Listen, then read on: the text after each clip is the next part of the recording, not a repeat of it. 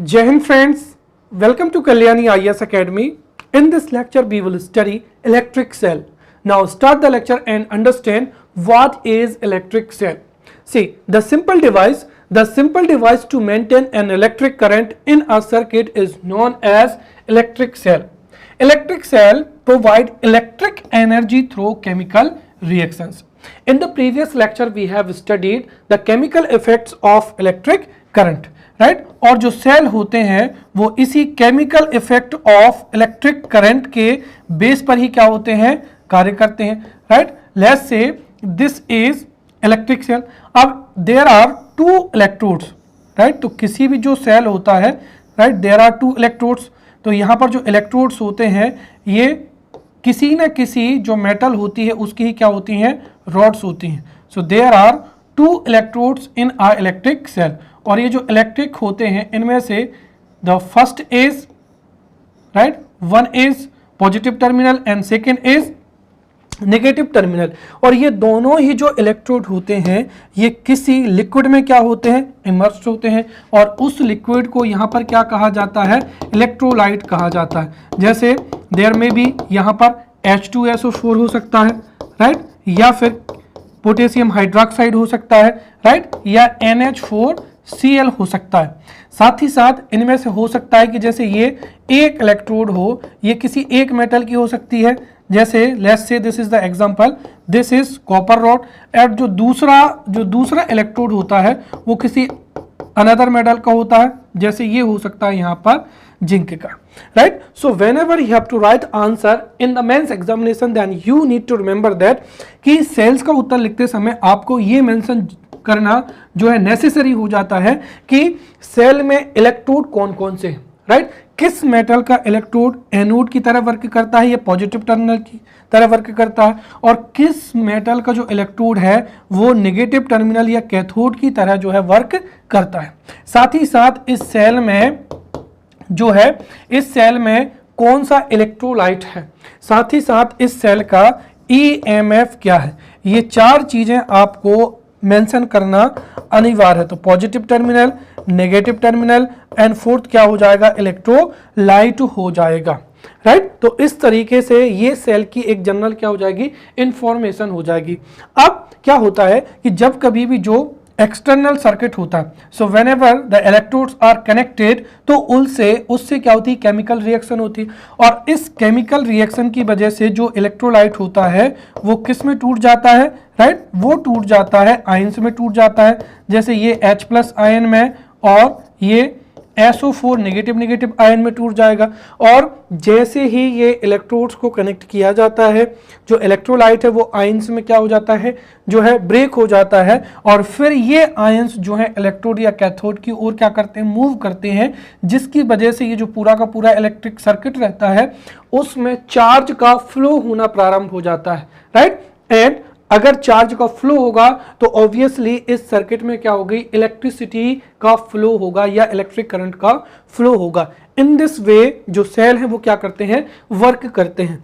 तो यदि पहला क्वेश्चन पूछा जाए, जैसे 3 मार्कर के लिए क्वेश्चन पूछा जाए, right, question number first for 3 marker, what is electric cell, तो हम सीधा डिफाइन कर सकते हैं, the simple device to maintain an electric current in a circuit is known as electric cell. Right, but अगर आपसे 5 मार्कर क्वेश्चन पूछा जाए, राइट, व्हाट इज, राइट, अगर 5 मार्कर क्वेश्चन पूछा जाए what is electric cell, right, write down the working of the electric cell. तो ये जो है 5 नंबर में क्वेश्चन पूछा जा सकता है. तो वर्किंग ऑफ सेल को हम इस डायग्राम से और साथ ही साथ इस पूरी की पूरी जानकारी के माध्यम से समझा सकते हैं.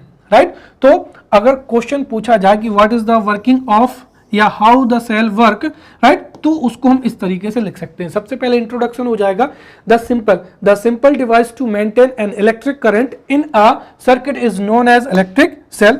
और जो इलेक्ट्रिक सेल होता है उसमें दो क्या होते हैं, इलेक्ट्रोड होते हैं. राइट, तो cells, the simple device to maintain an electric current in a circuit is known as electric cell and cells provide electric energy through chemical reactions. Right, cells have 2 electrodes, right, one is positive electrode and another is negative electrode, right. और जब ये जो दोनों ही electrode होते हैं, these electrodes are immersed in electrolytic solution and this electrolytic solution is known as electrolyte. When the positive and negative terminal are connected to the electrical device, the current starts flowing, right. ये हम कह सकते हैं कि whenever the electrodes are connected, right, the electrolyte breaks in positive ion and negative ion, और ये positive ion या negative ion जो है इलेक्ट्रोड की ओर मूव करते हैं, और इस वजह से जो इलेक्ट्रिक डिवाइस होती है उसमें जो है चार्ज फ्लो होने लगते हैं, विच मीन्स दैट कि इलेक्ट्रिक जो करंट है, electric current starts flowing, right. और ये जो करंट फ्लो क्यों होता है, बिकॉज इंटरनल रिएक्शंस जो है केमिकल्स में, या जो हम यहाँ पर कह सकते हैं कि इलेक्ट्रोलाइट में इंटरनल रिएक्शंस होती हैं, और इसी इंटरनल रिएक्शन से ही चार्ज का फ्लो होता है, और इसी चार्ज फ्लो से ही क्या होती है, इलेक्ट्रिक एनर्जी प्रोड्यूस होती है। अब यहाँ पर जो इलेक्ट्रोलिसिस होता है, राइट, इलेक्ट्रोलिसिस होता है वो इस तरीके से होता है कि जो इलेक्ट्रोड्स होते हैं उन पर कॉन्स्टेंटली पॉजिटिव आयन या नेगेटिव आयन क्या होते हैं, रिपेलेंस्ड होते हैं, या जो है कॉन्स्टेंटली मूव करते रहते हैं, और इस तरीके से जो सेल है वो केमिकल एनर्जी को किसमें, इलेक्ट्रिक एनर्जी में क्या कर देते हैं, ब्रेक कर देते हैं, राइट। साथ ही साथ अगर हम देखें यहां पर अब जो सेल है, राइट, जब उसको हम किसी भी इलेक्ट्रिक डिवाइस में कनेक्ट करते हैं, जैसे मान लिया कि this is a cell, right, which is in the market, ये हम एक तरीके से कह सकते हैं कि ये क्या हो जाएगा, पैक्ड सेल हो जाएगा। पैक्ड सेल का मतलब ये हुआ कि ये अभी किसी भी सर्किट में नहीं जुड़ा हुआ है। तो जब सेल किसी भी इलेक्ट्रिक सर्किट में नहीं जुड़ा हुआ होता है तो उसमें केमिकल रिएक्शन क्या होती है, नहीं होती है, right. So when the wire is disconnected in the external circuit, the chemical reaction inside the cell stops, और करंट का फ्लो नहीं होता है, विच मीन्स ये सेल क्या होगा, डिस्चार्ज नहीं होगा। But when ever the circuit is complete, और वी कैन सी दैट जो इलेक्ट्रिक सेल है उसको किसी सर्किट में क्या किया जाता है, जोड़ा जाता है, और when ever the electric circuit is complete, which means that जो पॉजिटिव एनोड है और जो नेगेटिव एनोड है, राइट, उसको कनेक्ट किया जाता है, राइट। तो उससे जो भी इलेक्ट्रोलाइट होता है वो पॉजिटिव आयन और नेगेटिव आयन में टूट जाते हैं, साथ ही साथ जो चार्ज है, राइट, चार्ज का फ्लो स्टार्ट हो जाता है, and the electrons move from negative electrode to the positive electrode, which means that अगर हम देखें तो जो इलेक्ट्रॉन है, इलेक्ट्रॉन नेगेटिव टर्मिनल से कहां पर, पॉजिटिव टर्मिनल की ओर जो है फ्लो होने लगते हैं। और in the previous lecture we have studied that the direction of electric current is the opposite to the flow of electrons. तो यदि इलेक्ट्रॉन्स फ्लो हो रहे हैं कैथोड से एनोड की ओर, तो विच मीन्स दैट जो इलेक्ट्रिक करंट है वो कहां से, एनोड से कैथोड की ओर फ्लो होने लगता है। इस तरीके से जो सेल है वो क्या करता है, वर्क करता है। तो हमने यहाँ पर सेल क्या होता है उसको भी समझ लिया है, and we have also studied the working of electric cell. Now exam में 3 मार्कर जो क्वेश्चन है वो पूछे जा सकते हैं रिलेटेड टू इलेक्ट्रिक सेल। तो इलेक्ट्रिक सेल्स से जो 3 मार्कर क्वेश्चंस बन सकते हैं उनको भी हम यहाँ पर तैयार करते चले जाते हैं, और with these topics you would be able to understand electric cell properly. The first thing is that electrolytes किनको कहा जाता है, the liquid in which chemical reaction takes place when electric current is passed. और जो liquid होता है it splits into positive ions and negative ions, उनको ही क्या कहा जाता है, इलेक्ट्रोलाइट्स कहा जाता है, right. So the liquid in which chemical reaction take place when electric current is passed, और जो लिक्विड है वो स्पिल्ट हो जाता है पॉजिटिव और नेगेटिव आयन में, उनको ही इलेक्ट्रोलाइट्स कहते हैं। अब जो इलेक्ट्रोलाइट्स होते हैं, राइट, इलेक्ट्रोलाइट्स होते हैं उनके बेसिस पर जो जितने भी मटेरियल होता है उसको या मैटर को हम 2 टाइप में डिवाइड कर सकते हैं। एक होते हैं नॉन इलेक्ट्रोटाइप्स और दूसरे होते हैं इलेक्ट्रोलाइट्स। तो इलेक्ट्रोलाइट्स को अभी हमने समझा है, the liquid in which chemical reaction takes place when current is passed, right. तो उनको इलेक्ट्रोलाइट्स कहते हैं। जैसे क्या हो जाएगा, अमोनियम क्लोराइड हो जाएगा, अमोनियम क्लोराइड NH4Cl, या सल्फ्यूरिक एसिड H2SO4 हो जाएगा। तो ये इलेक्ट्रोलाइट्स होते हैं। वहीं the liquid in which chemical reaction does not take place when electric current is passed, तो उनको ही नॉन इलेक्ट्रोलाइट्स कहते हैं, जैसे शुगर सॉल्यूशन हो जाएगा, पेट्रोल हो जाएगा, ईथर हो जाएगा, ग्लिसरीन और एल्कोहल, राइट। अब एक और क्वेश्चन पूछा जा सकता है कि व्हाट इज इलेक्ट्रोलिसिस, तो ध्यान रखना इलेक्ट्रोलिसिस एक क्या है, रिएक्शन है या एक क्या है, फिनोमिना है। तो the phenomena of separation of an electrolyte into its constituent ions which means positive ions or negative ions, right, when electric current is passed, then this phenomena या this reaction is known as electrolysis। Next क्या हो जाएगा, voltameter हो जाएगा। तो कुल मिलाकर हम कह सकते हैं कि कोई भी container, right, the container in which electrolyte is taken is known as voltameter, right. तो द वेसल और the container in which electrolysis is done is known as voltameter. साथ ही साथ इलेक्ट्रोड्स क्या होते हैं, तो देखिए there are 2 metal plates used in voltmeter, उनको ही क्या कहा जाता है, इलेक्ट्रोड्स कहा जाता है। और इलेक्ट्रोड्स 2 प्रकार के होते हैं, first is positive electrode and second क्या हो जाएगा, नेगेटिव इलेक्ट्रोड हो जाएगा, right. As I have told you that we have to keep in mind what is positive electrode, what is negative electrode, right, what is electrolyte and what is the EMF of a particular cell. So let's understand what is electromotive force. अब electromotive force क्या होता है, right, in an open circuit. open circuit क्या होता है, जैसे मैंने कहा कि this is circuit। अब सर्किट में यहाँ पर बैटरी लगी हुई है and there is a ये, राइट।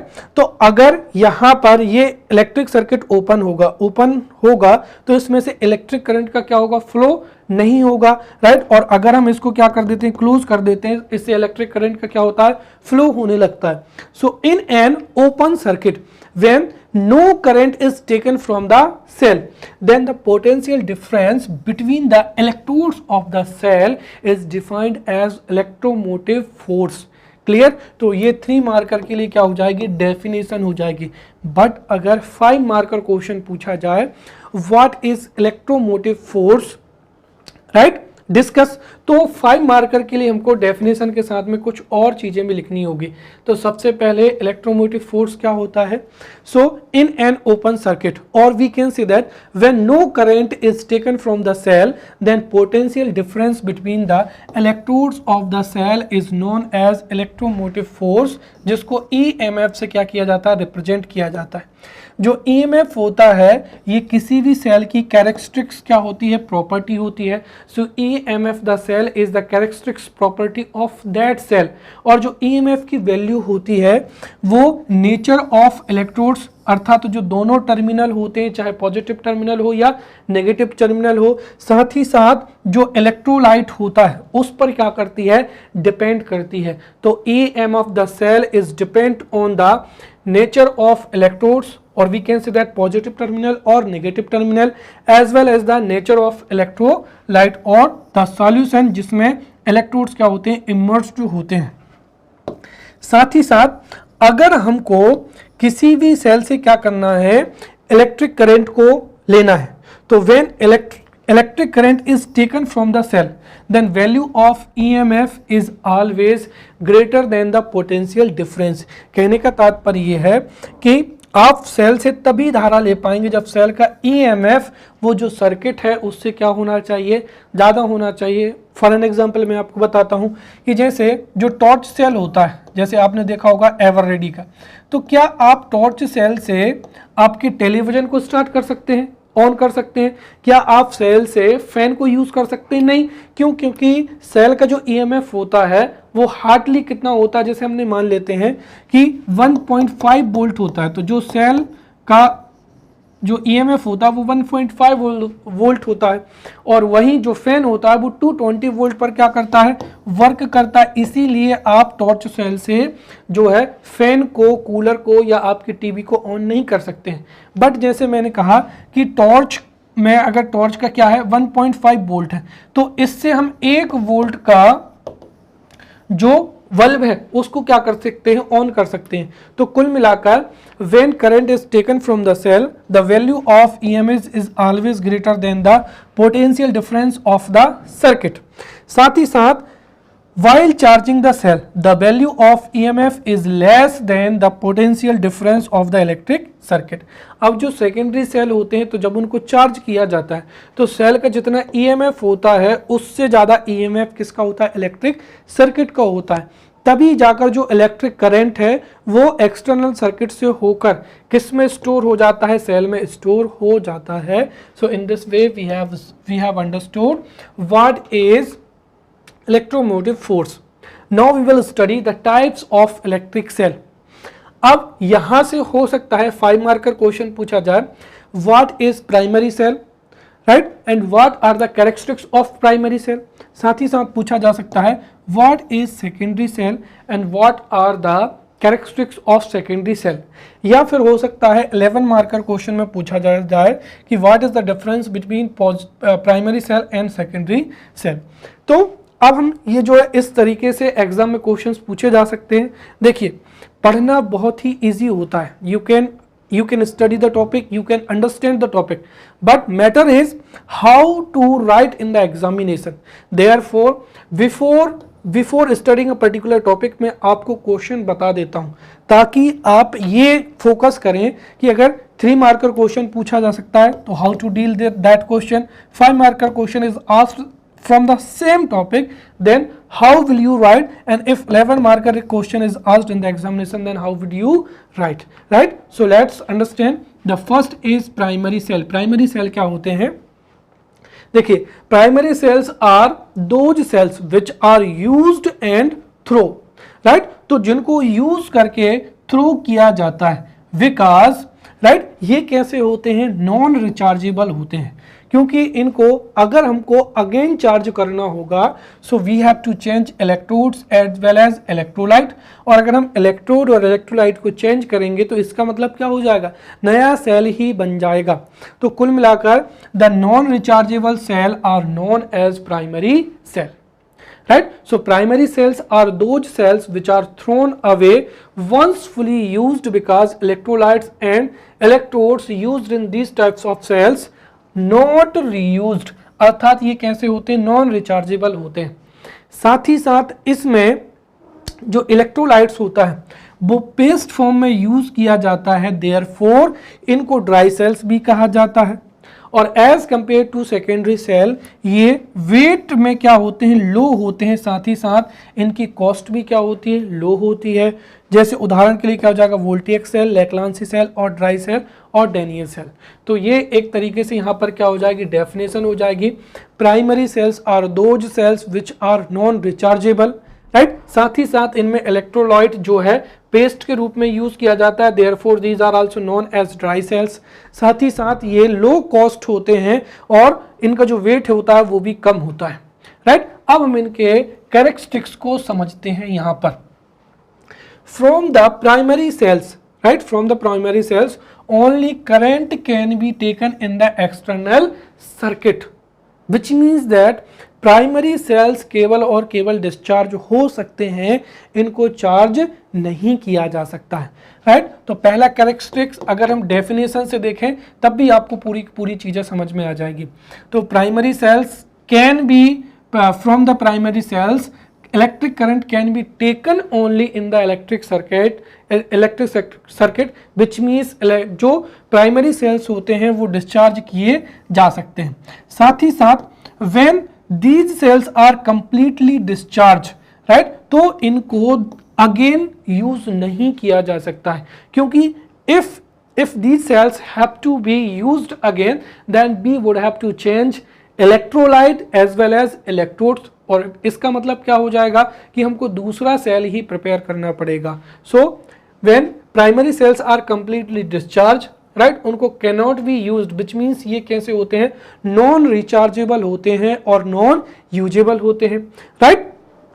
इनमें कैसी रिएक्शन होती है, राइट, इरिवर्सिबल रिएक्शन होती है, which means chemical reaction chemical energy can be converted into electric energy only. साथ ही साथ जो केमिकल एनर्जी है वो केवल और केवल इलेक्ट्रिक एनर्जी में कन्वर्ट की जाती है। Therefore there is a irreversible reaction in the primary cells. और जो प्राइमरी सेल्स होते हैं इनका जो इंटरनल रेजिस्टेंस होता है, राइट, वो क्या होता है, हाई होता है।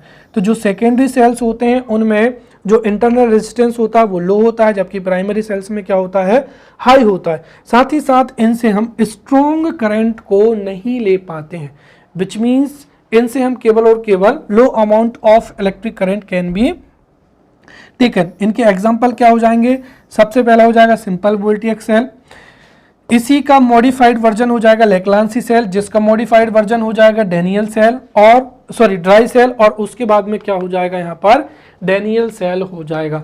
So in this way we have studied primary cell as well as the characteristics of primary cell for 5 marker questions. Now we will study the secondary sales.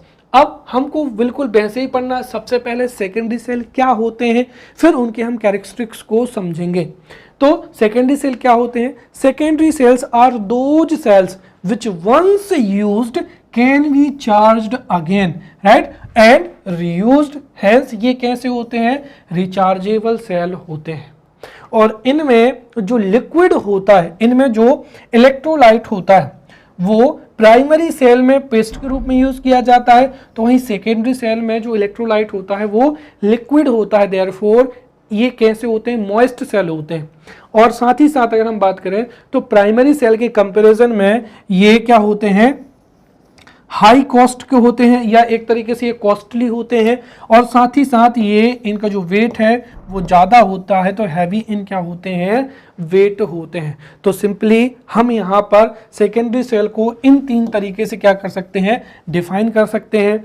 Secondary cells are those cells which once used can be charged again and therefore reused again, hence secondary cells are rechargeable cells. और in secondary cells the electrolyte is used as a liquid, therefore these are known as moist cell as well. As comparison to primary cell, right, these cell are costly as well as heavy in weight. For an example, lead accumulator cell and alkaline cell, या जिसको नीफे cell भी कहा जाता है। Now we will study the characteristics of secondary cell. अब यहाँ पर मैं आपको जो प्राइमरी सेल है, राइट, के साथ साथ जो सेकेंडरी सेल है उन दोनों में अंतर भी बताता जाऊंगा। So whenever 11 marker question is asked what are primary cells and secondary cells, what are the difference between primary cell and secondary cell, then you can write this answer. तो हमने प्राइमरी सेल और secondary cell की definition को समझ लिया है, अब हम उन दोनों के अंतर को समझेंगे, राइट। सबसे पहली चीज तो क्या है कि अगर हम प्राइमरी सेल की बात करें तो from primary cells current can be taken only, right, not given, which means जो प्राइमरी सेल होते हैं वो ओनली डिस्चार्ज किए जा सकते हैं, उनको चार्ज नहीं किया जा सकता है, which means primary cells are can be discharge only and not reused. उनकी जगह पर अगर हम देखें तो जो सेकेंडरी सेल्स होते हैं, right, from secondary cells current can be taken as well as given in the external circuit, which means जो सेकेंडरी सेल्स होते हैं ये डिस्चार्जेबल होते हैं, साथ ही साथ ये क्या होते हैं, चार्जेबल होते हैं, and they are reused, right. तो secondary cells are reusable, right, reusable, chargeable as well as, right. तो ये जो है रीयूजेबल होते हैं, साथ ही साथ क्या होते हैं, चार्जेबल होते हैं। साथ ही साथ दूसरा अंतर क्या हो जाएगा कि यहां पर, right, primary cell once discharged cannot be charged again, वहीं जो सेकेंडरी सेल होते हैं, right, secondary cell after being discharge can be charged again, right. और उसका कारण होता है कि जो सेकेंडरी सेल होते हैं, in these secondary cells electrical energy is converted into chemical energy during charging. तो जब ये सेल चार्ज होते हैं तो जो इलेक्ट्रिकल एनर्जी है वो केमिकल एनर्जी में कन्वर्ट हो जाती है, और वहीं जब ये डिस्चार्ज होते हैं तो ये केमिकल एनर्जी को किस में कन्वर्ट कर देते हैं, इलेक्ट्रिकल एनर्जी में कन्वर्ट कर देते हैं, which means there is a reversible reaction in these cells. तो ये जो है सेकेंडरी सेल्स होते हैं, ये इलेक्ट्रिकल एनर्जी को केमिकल एनर्जी में एंड केमिकल एनर्जी को इलेक्ट्रिकल एनर्जी में कन्वर्ट करते हैं, अर्थात इनमें जो रिएक्शन होती है वो रिवर्सिबल होती है। तो वहीं प्राइमरी सेल में जो रिएक्शन होती है वो नॉन रिवर्सिबल होती है। साथ ही साथ the internal resistance of primary cell is very high whereas the internal resistance of secondary cell is low. जो प्राइमरी सेल होते हैं उनसे strong current cannot be taken, whereas strong current can be drawn or can be taken from the secondary cell। अब जो primary cell है उनके examples होते हैं जैसे simple voltaic cell, then Leclanche cell, then dry cell and then Daniell cell. तो वहीं जो एग्जांपल्स ऑफ सेकेंडरी सेल होते हैं उसमें क्या हो जाएगा, लेड अक्यूमुलेटर सेल हो जाएगा एंड क्या हो जाएगा, नीफे सेल हो जाएगा, राइट। चलिए, तो इस तरीके से हमने बहुत सारे टॉपिक पढ़ लिए हैं। अब हम यहाँ पर जो पर्टिकुलर सेल है उसको 5 मार्कर के लिए जो है प्रिपेयर करेंगे, right. There may be chances that 5 marker question में be asked what is simple voltaic cell, right, and what is simple voltaic cell, what is the structure, characteristics as well as EMF of simple voltaic cell, right, what is Leclanche cell. तो इस तरीके से जो every cell है उससे 5 marker जो question है exam में पूछा जा सकता है। तो 5 मार्कर जो क्वेश्चंस हैं वो right, so 5 marker question can be asked from every cell. अगर आप देखें कि सर 11 नंबर का जो क्वेश्चन है या 11 मार्कर जो क्वेश्चन है वो किन सेल से पूछा जा सकता है, so there are 3 cell. First is simple voltaic cell, right, क्योंकि इसमें दो क्या होते हैं, डिफॉल्ट्स होते हैं। जैसे अगर एग्जाम में पूछा जाए what is simple voltaic cell, what is the structure and working of simple voltaic cell and what are the defects of simple voltaic cell, तो ये पहला सेल था, देयरफॉर इसमें 2 डिफेक्ट्स थे, उनको भी हम पढ़ेंगे, राइट। तो 11 मार्कर के लिए आपको सिंपल वोल्टिक सेल को प्रिपेयर करना है। देन ड्राई सेल, राइट, जिसको टॉर्च सेल भी कहते हैं, ये मोस्टली यूज्ड क्या है, सेल है। तो ड्राई सेल को हमको 11 मार्कर के लिए प्रिपेयर करना है। As well as lead accumulator cell, right, जिसको कार्बेंट्री भी कहा जाता है, राइट। तो ये जो 3 सेल हैं इनको 11 मार्कर के लिए तैयार करना है, बाकी जो सेल हैं वो 5 मार्कर के लिए तैयार करना है, right. So let's understand the first cell and this is simple voltaic cell. This question may be asked as a 5 marker question as well as 11 marker question, right? तो हम यहाँ पर सिंपल वोल्टिक सेल को समझते हैं। तो देखिए, simple voltaic cell was first invented by Galvani, right. तो गैल्वनी ने सिंपल वोल्टिक सेल को सबसे पहले इन्वेंट किया था, but in 1800 Volta made some necessary modifications, right, और उसके बाद ही इस सेल को यूज किया जाने लगा, therefore this is known as voltaic cell. तो ये इसका क्या हो जाएगा, इंट्रोडक्शन हो जाएगा कि simple voltaic cell was first invented by Galvani in 1791, but Volta made some necessary modifications and after that this cell was used, therefore this is known as simple voltaic cell. Now we will study the structure. अब जब भी आप किसी भी cell का structure लिखेंगे तो you would have to mention what is the electrolyte, what are the electrodes, right? तो चलिए अब हम इसका जो है यहाँ पर समझते हैं, right? तो यहाँ पर आपको साथ साथ एग्जाम में ये जो डायग्राम है इनको ड्रॉ करना है, right. So in simple voltaic cell there is a glass vessel, right. जैसे ये क्या हो जाएगा, this is a glass vessel, right, और जो ग्लास वेसल होती है, राइट, तो this is the glass vessel and there are 2 electrodes in the glass vessel. This is, चलिए, तो ये क्या हो जाएंगे, so there is a glass vessel and there are 2 electrodes of metals in this glass vessel, right.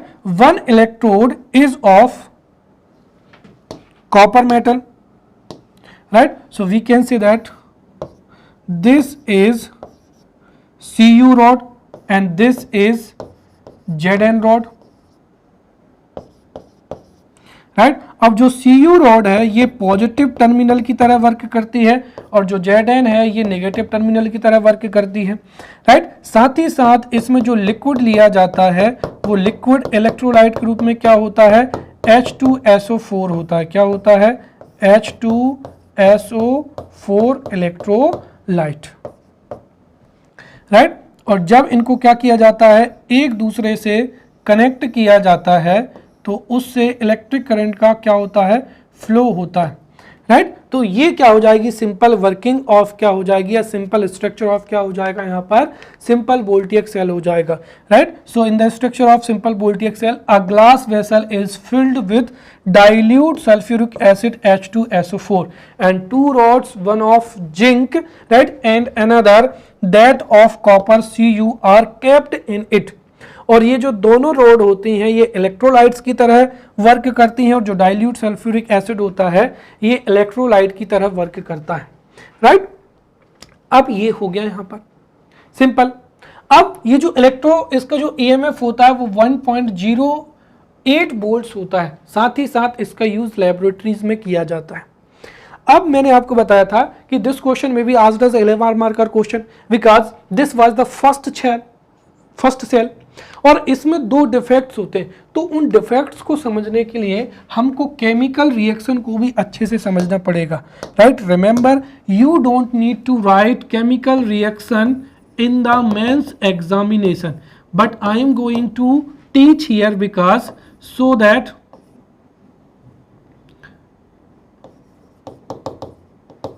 Right there is spelling mistake. तो जो chemical reaction होती है उस केमिकल रिएक्शन को जब हम समझ लेंगे तो आप बहुत अच्छे से समझ जाएंगे कि जो डिफेक्ट्स हैं वो क्या होते हैं। चलिए, तो जो केमिकल रिएक्शन है, दिस केमिकल रिएक्शन आपको एग्जाम में नहीं लिखना है, केवल और केवल यहाँ पर समझना है। तो चलिए, तो जैसे हमने कहा कि there is a glass vessel and there is a H2SO4 which works as electrolyte in the simple voltaic cell और साथ ही साथ there are two electrodes, one of copper road and second of zinc road. अब chemical reaction क्या होती, जैसे ही ये जो सर्किट है ये कंप्लीट होता है तो there are two chemical reaction, first at Zn rod. अब Zn रोड पर क्या होता है समझिए। तो देखिए, जैसे ही ये सर्किट कंप्लीट होता है सबसे पहले तो क्या होता है, जो H2SO4 होता है ये क्या होता है, ये ब्रेक हो जाता है, राइट। किस में, राइट, तो वो समझते हैं सबसे पहले। तो सबसे पहले तो क्या होगा यहाँ पर कि जो H2SO4 है, राइट, दिस H2SO4, तो जैसे इलेक्ट्रिक सर्किट कंप्लीट होता है ये 2H प्लस आयन प्लस का SO4 नेगेटिव आयन में क्या हो जाता है, ब्रेक हो जाता है। क्लियर। तो सबसे पहले ये यहाँ पर 2H प्लस आयन और SO4 नेगेटिव आयन में क्या हो गया, ब्रेक हो गया, क्या, H2SO4। अब उसके बाद में पहली जो रिएक्शन होती है वो कहाँ पर होती है, एट Zn रॉड। तो जो Zn रॉड होती है उस पर एक केमिकल रिएक्शन होती है। देखिए, there are two rods, first is copper rod and second is zinc rod. अब यहाँ पर जो जिंक होता है, zinc is most reactive than copper.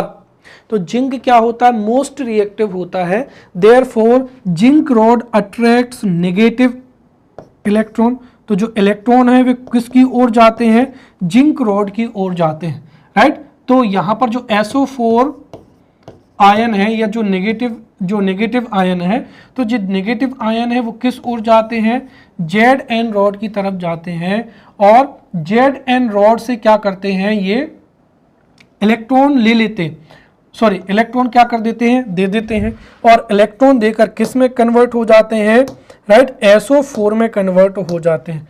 तो ये यहाँ पर किस में कन्वर्ट हो जाएंगे, SO4 में, ये SO4 में कन्वर्ट हो गया, राइट। तो कुल मिलाकर आप देखिए कि इस टर्मिनल, ये जो Zn रोड है ये इलेक्ट्रॉन्स को या नेगेटिव आयंस को अट्रैक्ट करती है और अट्रैक्ट करने की वजह से there is excess of electrons, right, on a zinc rod. और जिंक रोड पर चूंकि एक्सेस ऑफ इलेक्ट्रॉन्स हो जाते हैं इसीलिए जो Zn रोड है ये किसके रूप में कार्य करती है, नेगेटिव टर्मिनल के रूप में कार्य करती है, राइट। क्योंकि ये जो ZN रॉड है, ये ZN रॉड क्या करती है कि ये इलेक्ट्रॉन को ग्रहण कर लेती है और इलेक्ट्रॉन को ग्रहण करके क्या बनता है, ZnSO4 बनता है। क्या बन जाता है, ZnSO4। तो कुल मिलाकर ये जो ZN रॉड है ये इलेक्ट्रॉन्स को या जो इलेक्ट्रॉन्स को एक्सेप्ट कर लेती है और इस वजह से ZnSO4 बनता है, विच सिंपली मीन यहाँ पर क्या हो जाएगा कि जो ZN रॉड है वो इलेक्ट्रॉन्स को एक्सेप्ट कर लेती है, therefore there is excess of electrons on ZN rod, और इसी वजह से जो ZN रॉड है या जिंक रॉड है ये नेगेटिव टर्मिनल की तरफ वर्क करती है।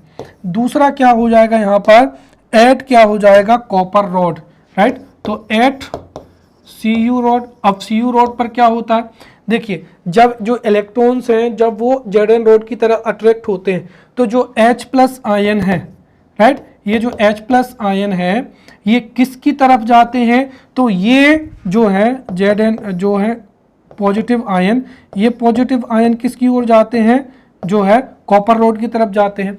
अब जो H+ आयन है ये क्या करते हैं, यहाँ पर 2 इलेक्ट्रॉन आएगा, राइट, और ये जो 2 इलेक्ट्रॉन है ये कौन एक्सेप्ट कर लेता है, ZN। यहाँ पर जो H+ आयन है ये क्या करता है, ये इलेक्ट्रॉन को प्राप्त कर लेता है और किस में कन्वर्ट हो जाता है, हाइड्रोजन में। फिर हाइड्रोजन और हाइड्रोजन मिलके क्या बनाते हैं, हाइड्रोजन गैस बनाते हैं। तो कुल मिलाकर these positive ion, right, move toward copper rod, और कॉपर रॉड से इलेक्ट्रॉन लेकर क्या होते हैं, न्यूट्रल हो जाते हैं। इस वजह से जो Cu रॉड होती है उस पर किसका फॉर्मेशन होता है, हाइड्रोजन गैस का क्या होता है, फॉर्मेशन होता है। अब देखिए, अब यहाँ पर क्या है कि यहाँ पर जो ZN रॉड है ये क्या होती है, नेगेटिव टर्मिनल की तरह वर्क करती है और ये पॉजिटिव टर्मिनल। क्यों, क्योंकि इस पर इलेक्ट्रॉन्स की संख्या ज़्यादा है और इस पर इलेक्ट्रॉन्स की क्या हो जाती है, कमी हो जाती है। अब इस पर इलेक्ट्रॉन्स की संख्या ज़्यादा है, इसीलिए इलेक्ट्रॉन्स जो है कैथोड या ZN रॉड से किसकी ओर जाने लगते हैं, यहाँ पर एनोड की ओर जाने लगते हैं। And in the previous lecture we have studied that the direction of electric flow is the opposite to the flow of electrons. तो यदि इलेक्ट्रॉन्स नेगेटिव टर्मिनल से पॉजिटिव टर्मिनल की ओर फ्लो हो रहे हैं तो जो इलेक्ट्रिक करंट है वो कहाँ से, पॉजिटिव टर्मिनल से नेगेटिव टर्मिनल की ओर क्या होता है, फ्लो होने लगता है। बट जो इलेक्ट्रिक करंट की जो डायरेक्शन है वो सेल के अंदर क्या होती है, जस्ट अपोजिट होती है, क्योंकि सेल के अंदर ये कैथोड से किस ओर होती है, एनोड की ओर होती है, राइट, और सेल के बाहर एनोड से कैथोड की ओर होती है। आई होप आप अंडरस्टैंड हो गए होंगे। तो सेल के अंदर जो डायरेक्शन होती है वो कैथोड से एनोड की ओर होती है और सेल के बाहर एनोड से कैथोड की ओर जो इलेक्ट्रिक करंट है वो फ्लो होता है। तो इस तरीके से ये क्या हो जाएगा, वर्किंग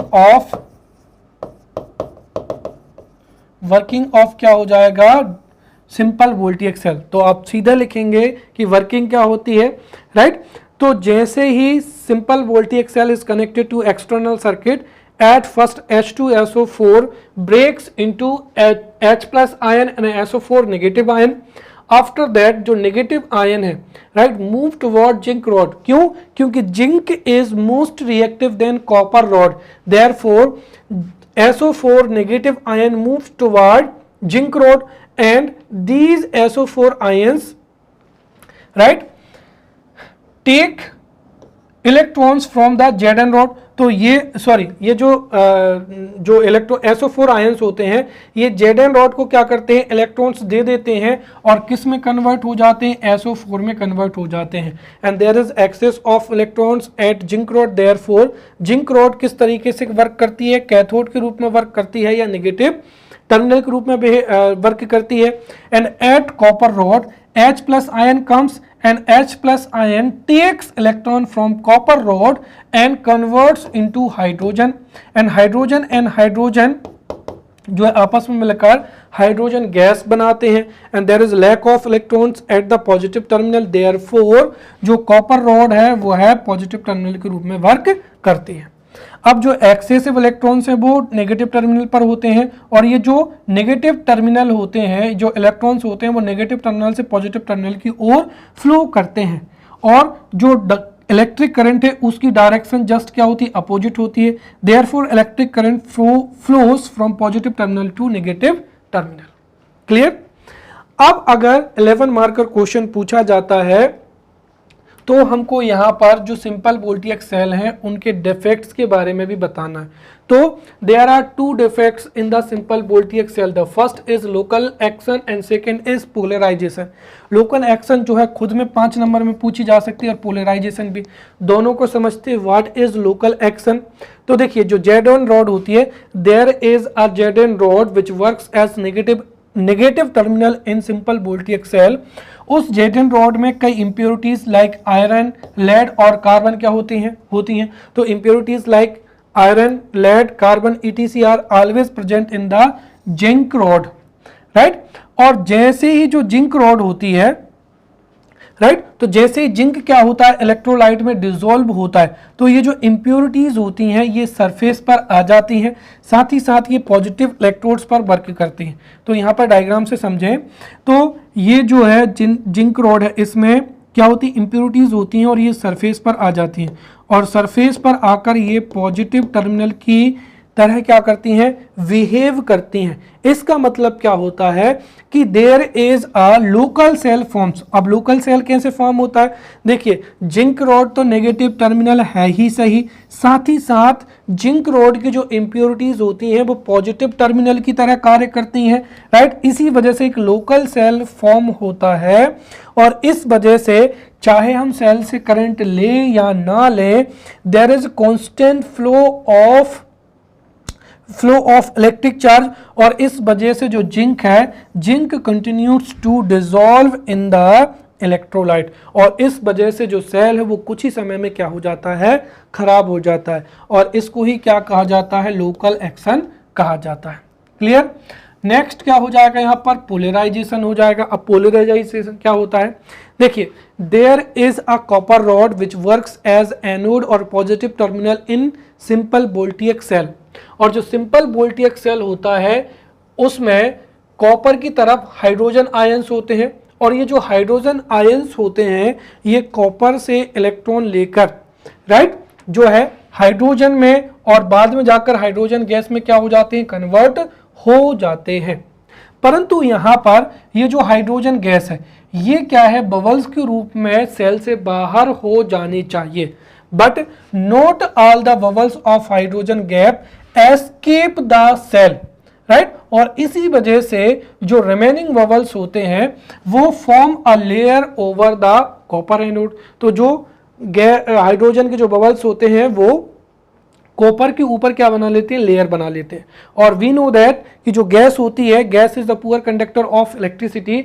देयरफॉर जैसे ही अनदर जो इलेक्ट्रोड होते हैं, राइट, अनदर जो बबल्स होते हैं वो आकर इस लेयर पर क्या होते हैं, स्टिक होते जाते हैं और इस तरीके से कॉपर के ऊपर एक हाइड्रोजन गैस की क्या बन जाती है, लेयर बनती जाती है।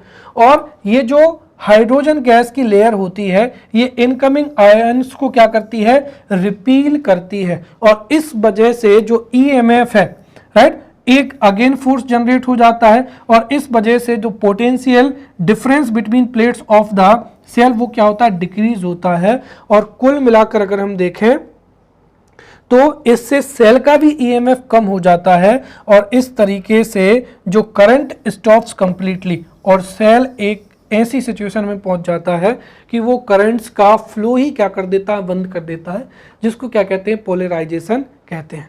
So in this way we have studied simple voltaic cell in detail, as well as we have studied structure, we have studied structure of simple voltaic cell, electromotive force 1.08 volt. Then इसके use किया जाता है laboratory में, diagram को भी, chemical reaction को भी और इसके डिफेक्ट्स को भी, right. Now we will study Lagrange cell. See, Lagrange cell is the, right, Lagrange cell is the modification of simple voltaic cell.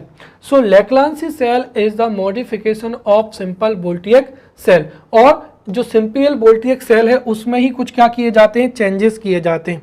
सबसे पहली चीज तो यह है कि सिंपल वोल्टेज सेल में भी एक ग्लास वेसल होती है और इस ग्लास वेसल में there is a zinc rod, और जो जिंक रॉड होती है वो नेगेटिव टर्मिनल की ओर वर्क करती है। बट यहाँ पर जो जिंक रॉड होती है, राइट, ये किस तरीके की होती है, ये होती है मर्क्यूरी कोटेड होती है, राइट। अब मर्क्यूरी कोटेड क्यों होती है उसको मैं बहुत अच्छे से समझाता हूं। तो सबसे पहली चीज तो ये है कि जो लैग्रांजी सेल होता है, right, Leclanche cell is the modification of simple voltage cell, right, and in a glass vessel, right, NH4Cl is taken. तो यहां पर सॉल्यूशन ऑफ अमोनियम क्लोराइड, तो instead of H2SO4 NH4Cl is taken as a solution of ammonium chloride, जो कि किसकी तरह, electrolyte की तरह कार्य करता है। साथ ही साथ मर्क्यूरी कोटेड जिंक रॉड ली जाती है। अब मुझे ये बताओ मर्क्यूरी कोट क्यों है, क्योंकि अभी हमने पढ़ा था कौन सी, लोकल रिएक्शन, तो लोकल एक्शन टू, राइट, तो जो लोकल एक्शन होती है, लोकल एक्शन के डिफेक्ट को दूर करने के लिए ही यहाँ पर, राइट, जो लैग्रांजी सेल होता है उसमें जो मर्क्यूरी कोटेड होती है, तो मर्क्यूरी कोटेड जिंक रॉड को एज अ कैथोड या नेगेटिव टर्मिनल लिया जाता है। साथ ही साथ यहाँ पर कॉपर की जगह पर कार्बन रॉड जो होती है उसको किस रूप में लिया जाता है, तो जो कार्बन रॉड होती है इसको पॉजिटिव टर्मिनल के रूप में लेते हैं। तो simple, there is a glass vessel and in the glass vessel ammonium chloride, right, NH4Cl is taken as electrolyte. There is a zinc rod जो कि मर्क्यूरी कोटेड होती है ताकि लोकल एक्शन ना हो। साथ ही साथ अब यहां पर कॉपर की जगह पे कार्बन रॉड ली जाती है, और साथ ही साथ अब देखिए लोकल एक्शन को रोकने के लिए तो हमने मर्क्यूरी कोटेड जिंक रॉड ले ली, साथ ही साथ जो पोलराइजेशन होता है उसको कंट्रोल करने के लिए जो कार्बन रॉड होती है, राइट, उसको एक वेसल में रखा जाता है। किस में रखा जाता है, पोरस कंटेनर में रखा जाता है, और इस पोरस कंटेनर में मैग्नीज डाइऑक्साइड या MnO2 को लिया जाता है जो कि डीपोलराइजर का कार्य करता है। तो कुल मिलाकर जो सिंपल वोल्टेज सेल के दोनों डिफेक्ट्स थे दोनों को दूर किया गया है।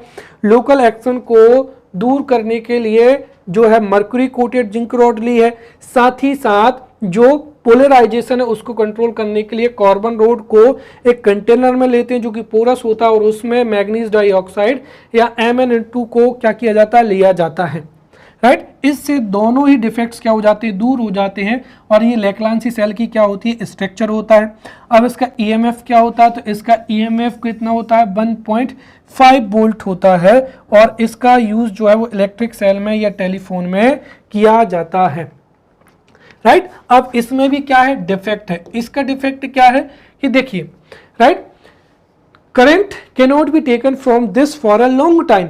क्यों, उसका रीजन क्या है कि हमने यहाँ पर पोलराइजेशन को रोकने के लिए डीपोलराइज के लिए एक पोरस स्पॉट लिया था, और पोरस स्पॉट में मैग्नीज डाइऑक्साइड को क्या किया था, डीपोलराइजर के रूप में मैग्नीज डाइऑक्साइड को क्या किया था, लिया था। अब इस मैग्नीज डाइऑक्साइड का काम क्या है कि जो हाइड्रोजन गैस है, राइट, हाइड्रोजन के बबल्स को या जो H+ आयंस है, H+ आयंस को हाइड्रोजन गैस में क्या करना, कन्वर्ट करना, और वो कन्वर्ट होकर जो सेल है उससे बाहर निकल जाए।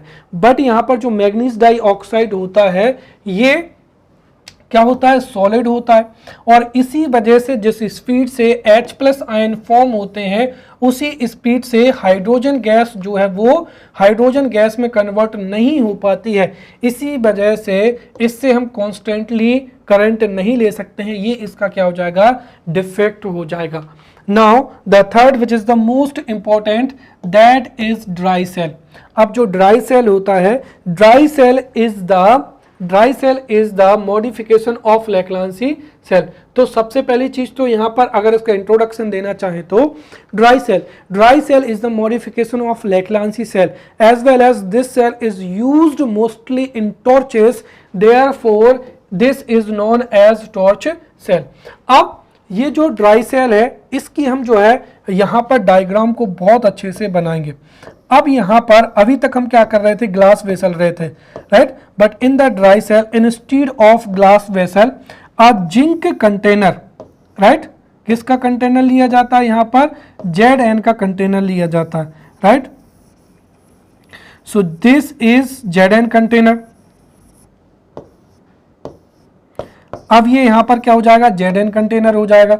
और ऑब्वियसली अगर Zn है तो जो Zn कंटेनर होता है, राइट, Zn कंटेनर ये वर्क करता है किसकी तरह पर, नेगेटिव टर्मिनल की तरह पर। So there is a container which is made of zinc, right, और ये कैसी होती है, मर्क्यूरी कोटेड होती है, right. So there is a mercury coated, there is container, right, made of mercury coated Zn। और इसमें ही क्या लिया जाता है, फिर इसमें लिया जाता है यहाँ पर NH4Cl। बट यहाँ पर जो NH4Cl होता है ये किस रूप में लिया जाता है, तो इसमें NH4Cl को पेस्ट के रूप में लिया जाता है। किसके रूप में लिया जाता है, पेस्ट के रूप में लिया जाता है, जिसको हिंदी में क्या कहते हैं, लुगदी कहते हैं। तो यहाँ पर जो NH4Cl होता है, राइट, NH4Cl या ammonium chloride, right. So in dry cell the paste of ammonium chloride is taken. अब इसके बीच में होता है एक porous container, right, this is porous container and in the porous container there is a carbon rod, right. तो यहां पर इसके बीच में क्या रखी जाती है, दिस इज कार्बन रॉड।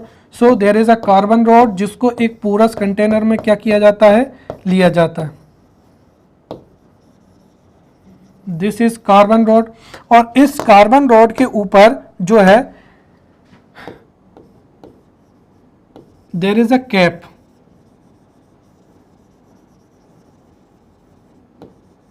और ये किसका होता है, ब्रास कैप होता है या पीतल की कैप होती है, राइट। तो ये क्यों होती है, ताकि ये कार्बन की क्या कर देती है, कंडक्टिविटी को इंक्रीज कर देती है। तो ये हो जाएगा पॉजिटिव टर्मिनल, और ये किस तरीके से कार्य करता है, नेगेटिव टर्मिनल की तरह वर्क करता है।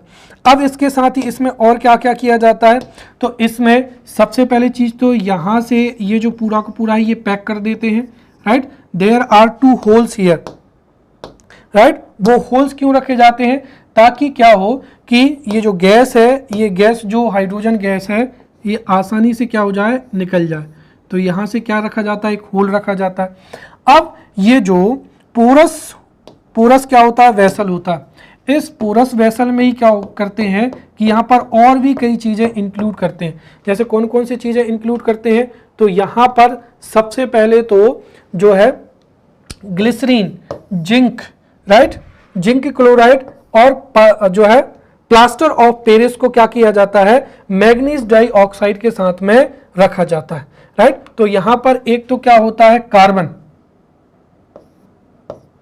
यहां पर एक तो क्या होता है, कार्बन होता है, साथ ही साथ यहां पर मैग्नीज डाइऑक्साइड MnO2 रखा जाता है। और MnO2 को, या जो कार्बन होता है उसको MnO2 के साथ में ग्लिसरीन हो जाएगा और प्लास्टर ऑफ पेरिस हो जाएगा। तो यहाँ पर जो पोरस कंटेनर होता है, पोरस कंटेनर में कार्बन चूर्ण के साथ में ही मैग्नीज डाइऑक्साइड, ग्लिसरीन और प्लास्टर ऑफ पेरिस लिया जाता है, राइट। और साथ ही साथ ये जो पूरा का पूरा कंटेनर रहता है, राइट, ये मिसुलिन क्लॉथ या जो मखमल का कपड़ा होता है उससे इसको क्या किया जाता है, रैप कर दिया जाता है। और ये ऐसा इसलिए किया जाता है ताकि ये जो कार्बन रॉड है, राइट, ये अपनी जगह से क्या हो, मूव ना हो। तो ये यहाँ पर मुस्लिन क्लॉथ हो जाता है। साथ ही साथ ये जो कंटेनर होता है उसमें क्या भर देते हैं, यहाँ पर ये मैग्नीज डाइऑक्साइड रहता है, ग्लिसरीन रहता है और प्लास्टर ऑफ क्या रहता है, पेरिस रहता है। इस तरीके से ये जो पूरा का पूरा क्या बन जाता है, यहाँ पर ड्राई सेल बन जाता है, ठीक है। और जब इसको ऊपर रैप करके एवर रेडी का जो है पोस्टर लगा देंगे तो ये एवर रेडी का क्या बन जाएगा, सेल बन जाएगा। तो जो स्ट्रक्चर है उसको हमने बहुत अच्छे से पढ़ लिया है, मैं आप एक बार सुना देता हूं, right. So a dry cell consist of metal container, right. और ये जो मेटल कंटेनर होता है ये किसका बना होता है, जिंक का। तो a dry cell consist of metal container made of mercury coated zinc metal, और इसमें लो मॉइस्चर इलेक्ट्रोलाइट पेस्ट, और किसका पेस्ट होता है, अमोनियम क्लोराइड का जो है पेस्ट होता है, ये मैंने आपको बताया। तो इसमें लो मॉइस्चर का जो अमोनियम क्लोराइड का क्या होता है, पेस्ट होता है। तो NH4Cl, NH4 जो Cl है वो इलेक्ट्रोलाइट की तरह क्या करता है, वर्क करता है। साथ ही साथ जो मेटल कंटेनर होता है वो जिंक का होता है, राइट, और ये जो जिंक होता है ये कैथोड या नेगेटिव टर्मिनल की तरह वर्क करता है। साथ ही साथ इसके अंदर ही एक मेटल कंटेनर होता है, राइट, जिसमें कार्बन रॉड रखी हुई रहती है, और कार्बन के साथ में manganese dioxide, glycerine, zinc, plaster of Paris भी क्या होते हैं, रखे हुए रहते हैं, राइट। और साथ ही साथ जो कार्बन रॉड है उस पर ब्रास कैप या पीतल का कैप लगा होता है, राइट, जो कि कार्बन की कंडक्टिविटी को इंक्रीज कर देता है, राइट। साथ ही साथ ये जो पूरा का पूरा कंटेनर होता है, राइट, उसको लैक्वर या जो लाख होती है उससे बंद कर देते हैं, और साथ ही साथ 2 होल्स होते हैं जिससे हाइड्रोजन गैस क्या होती है, एग्जैक्ट हो पाती है। So this is the structure of क्या हो जाएगा, ड्राई सेल हो जाएगा। अब इसका जो EMF होता है वो उतना ही होता है जितना लेक्लांसी सेल का होता है, 1.5 वोल्ट। अब इसका यूज क्या है, अब सबसे पहली चीज तो आप समझिए कि यहां पर जिंक का कंटेनर होता है जो कि मेटल कंटेनर होता है, साथ ही साथ इसमें मुस्लिन क्लॉथ के अंदर मैग्नीज डाइऑक्साइड, ग्लिसरीन और POP के अंदर कार्बन रॉड रखी जाती है। तो ये अंदर से क्या हो जाता है, पूरा पूरा ड्राई हो जाता है, और इस वजह से इसको एक जगह से दूसरी जगह कैरी करना क्या होता है, आसान होता है। So this can be easily moved from one place to another place. So this can be easily moved from one place to another place. साथ ही साथ इसका जो साइज होता है वह भी क्या होता है, स्मॉलर होता है, इसीलिए इसको यूज करना बहुत ही क्या होता है, आसान होता है, राइट। साथ ही साथ this cell is used widely in torches, flash light, radio, transistor, electric bell, right, electric toys और कैलकुलेटर, एक्सेट्रा एक्सेट्रा। इसीलिए चूंकि इसका यूज इन इक्विपमेंट्स में किया जाता है, therefore this is widely used क्या हो जाएगा, सेल हो जाएगा। एंड अगर हम देखें तो इंडिया में इरिगेशन पर्पज में, राइट, इसका यूज या वर्ल्ड में कहीं पर भी जो है टॉर्च के रूप में इस सेल का यूज किया जाता था, therefore this is known as torch cell, right. और साथ ही साथ ये इसका पिक्चर रहा है। तो 11 मार्कर के लिए ड्राई सेल की डेफिनेशन हो जाएगी, इसका स्ट्रक्चर हो जाएगा, राइट। स्ट्रक्चर होने के साथ साथ ही इसका EMF भी कितना होता है, 1.5 वोल्ट होता है, राइट। इसका यूज जो है फ्लैश लाइट में, टॉर्च में, रेडियो, ट्रांजिस्टर में किया जाता है, इसलिए इसको टॉर्च सेल भी कहते हैं, और ये इसकी इमेज है। If you would write this and if you will make a diagram in the examination, then definitely आपको जो है 11 मार्कर मिलेंगे। तो ये क्या हो जाएगा, यहाँ पर कंटेनर हो जाएगा, right. So in this way we have studied simple voltaic cell, then Leclanche cell, then dry cell, right? So we have studied 3 important cells, right? Now we have studied more than 1 hours. So in the upcoming lecture we will study Daniell cell as well as secondary cell. Till then, thank you.